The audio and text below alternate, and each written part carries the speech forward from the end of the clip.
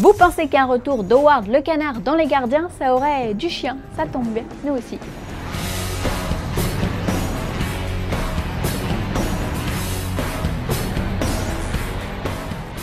Au programme aujourd'hui, focus sur l'avenir des héros Marvel, le point sur le super crossover de la CW, un fan film Star Wars, mais tout de suite, place aux news en bref.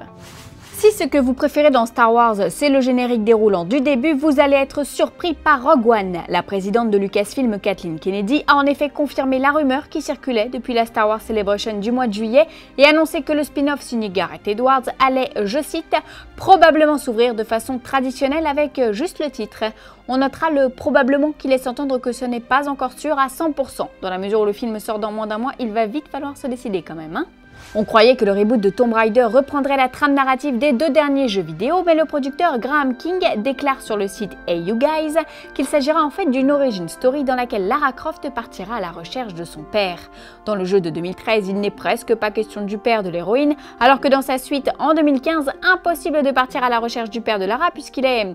Enfin vous savez, jouez aux jeux vidéo et vous verrez. On était sans nouvelles du reboot d'Highlander, mais on sait désormais que le remake verra bel et bien le jour puisque c'est Chad Stahelski qui a été choisi pour le mettre en scène. L'autre co-réalisateur de John Wick, David Leitch, vient quant à lui de signer pour Deadpool 2. Autant dire que les deux compères ont le vent en poupe à Hollywood, hein. Mais revenons-en à Highlander. Il n'a pour le moment ni date de sortie ni casting, mais avec Chad Stahelski à la barre, on peut au moins s'attendre à ce qu'il donne un coup de jeune à la franchise. Parce que bon, l'original, il fête quand même ses 30 ans cette année, hein. Reste à savoir qui va succéder à Christophe Lambert, en sachant que Ryan Reynolds, Dave Bautista et Kevin McKidd ont été évoqués par le passé. Le casting devrait débuter très prochainement. Grosse semaine pour Kevin Feige qui, lors d'une interview à Variety, s'est laissé aller à quelques confidences sur la phase 4 et l'avenir du MCU. Alors, peut-on espérer des crossovers? Doit-on s'attendre à ce que les héros changent de visage? On fait le point sur ces déclarations. Tout d'abord, le cast. Interrogé sur les visages qui composent aujourd'hui la troupe des Avengers, Kevin Feige a bien été obligé de se rendre à l'évidence, Iron Man et Captain America ne sont pas éternels. Dans l'immédiat, le big boss de Marvel Studios ne peut envisager personne d'autre que Robert Downey Jr.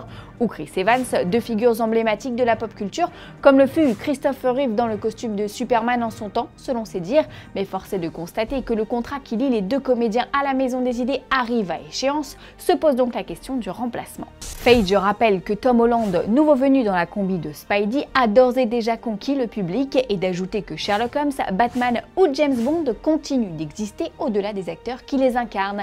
Il est donc possible pour une franchise de changer de visage.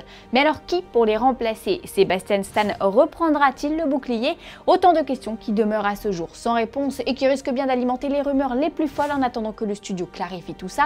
Mais au vu de ces informations, il n'est pas impossible que certains héros connaissent un funeste sort à la fin d'Avengers 3. Espérons tout de même que les comédiens restent attachés à la Maison des Idées jusqu'à un éventuel crossover entre X-Men et les Avengers.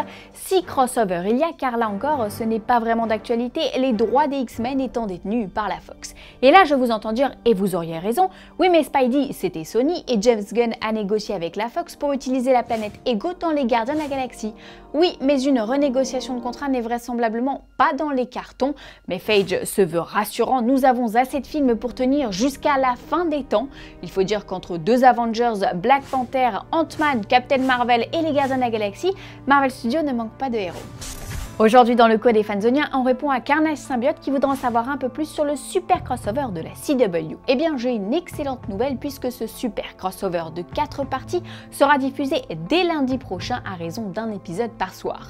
Tout commencera dans l'univers de Supergirl, puis ce sera au tour de Flash épisode 8 donc, enfin Arrow et Legends of Tomorrow jeudi soir. Tu sais sûrement que les héros de ces 4 séries en feront partie et si tu suis régulièrement Fanzone, tu sais aussi qu'il sera centré sur une invasion d'extraterrestres, les Dominators. Enfin, si tu te demandes comment voir tout ça en France, eh bien rendez-vous dès le lendemain sur MyTF1 VOD puisque chaque épisode est rediffusé en US 24. Elle est pas belle la vie?